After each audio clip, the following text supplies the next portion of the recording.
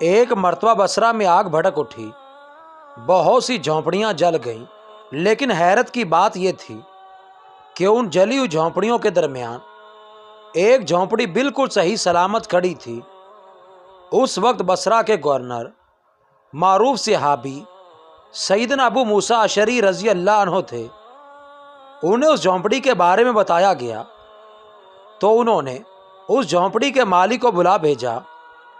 جب وہ آپ کی خدمت میں حاضر ہوا تو سیدنا ابو موسیٰ رضی اللہ عنہ نے پوچھا، اس دہکتی ہوئی آگ میں تمہاری جھونپڑی کیسے سلامت رہی جب کہ آس پاس کی سب جھونپڑیاں جل کر راکھ ہو گئیں؟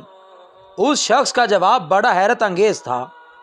اس نے بتایا، میں نے اللہ تعالیٰ کو حلف دے کر کہا تھا، یا اللہ تجھے تیری ذات کی قسم ہے میری جھونپڑی نہ جلنے پائے۔